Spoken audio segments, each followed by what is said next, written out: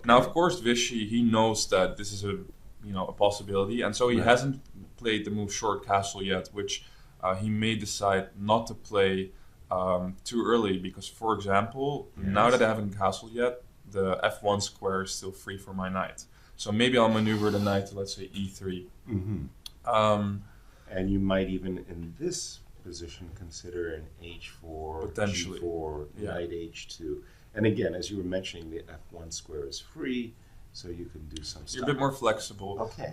You know who is, I would say, almost addicted to playing bishop g5 in both the Italian as well as the Spanish? Magnus. Magnus does this most out of any player, I think. I've seen Magnus go for this time and time again, sometimes successfully, sometimes he would not get the best position. I believe once he got in Vaikanze, a bad position as Grishuk, I believe. But that's an endorsement you can believe in, right? Yeah. If the world champion is Likes to play consistently this playing way. bishop g5, you got to give him credit. Yeah. Okay, Vichy. I always talk about Vichy, by the way, as a 5-time world champion. Now I can't do that anymore because the guy just won the world championship in rapid. So like, how many times has he been world champion? Can't keep track anymore. I can't keep track. Okay, bishop g5, and continue with what. Right. So the other thing that you sometimes see, and I think in this position is going to be quite hard to show how. But let's imagine I castle, and let's imagine white castles. Okay. Sometimes black can get away with a knight e7. Now here, the standard reply to this is obviously, okay, I want to play knight to g6. Clear. And if you don't take on f6 now, then I'm going to go h6, and I'm very happy. Right. Because I'm either going to get your bishop, or your bishop has to retreat. Agree. Now, if you don't do something very direct here, let's say you play a knight d2 or something like that. Soft. I might be able to get away with this f5, knight g6, and this could turn out quite nicely for black. The initiative is on blacks. Yeah. So what you'll see is that white will usually strike in the center with d4, or he's going to go for this knight h4 move. Okay. Knight h4 is usually what scares me the most. So, for example, bringing in the queen looks very dangerous to me. Right. Right now, I don't even have the option of playing knight g6 anymore because of this pin over here. So only the h-pawn is actually protecting that square. And also, if black has not castled yet, so imagine we play knight to e7 here. The same, I think, will be true. Again, d4 could be played too, but this does look quite strong as well.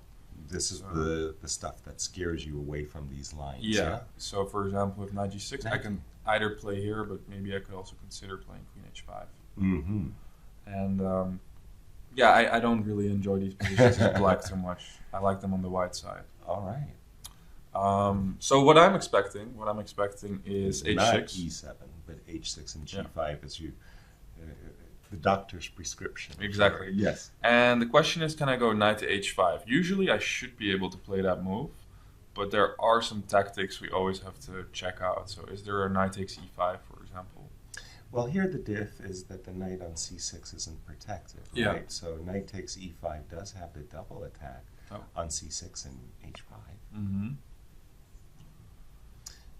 Okay, So the standard reply, knight takes g3, is maybe not that great here. Why? Because of knight takes c6. I'm 6. not that great for who? Yeah, that's my question too. Because this knight will end up on h1 after a move. I don't know.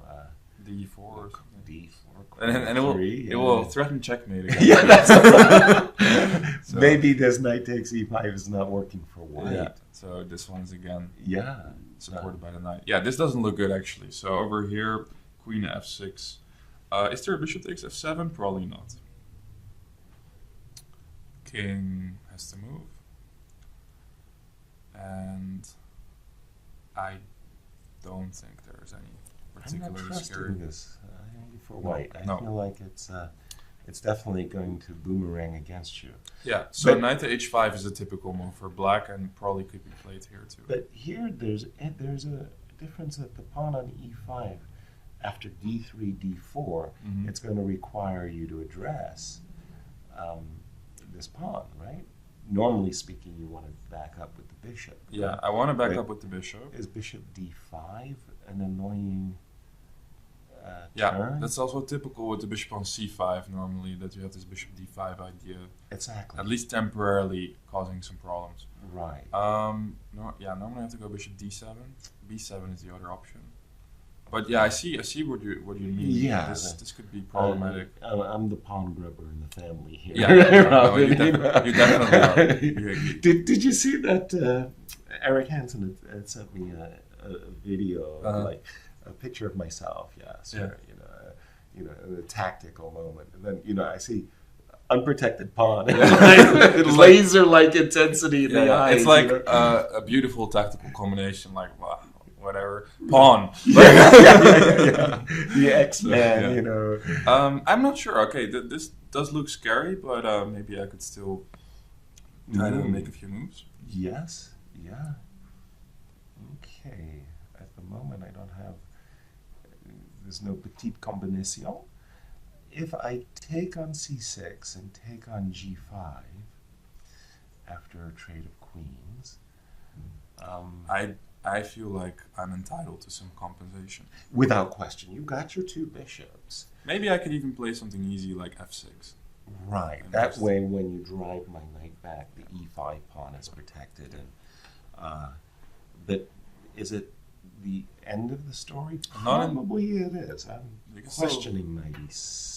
Jump around a little bit, but you have to be careful that the knight doesn't get trapped. That's right. That's right.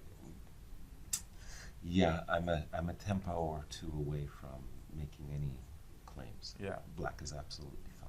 Well, the good thing is that bishop g5, as we can sort of see from these lines, it definitely leads to sharp game. And they're, by the way, beautiful webcam or beautiful camera of the players. I just feel like I'm there. Yeah, I'm just like I'm suffering with you. How am I going to handle bishop g5? Yeah. So h6 was actually played, and now Maxim is thinking: am I going to go g5 or am I going to play another move? How about queen e7?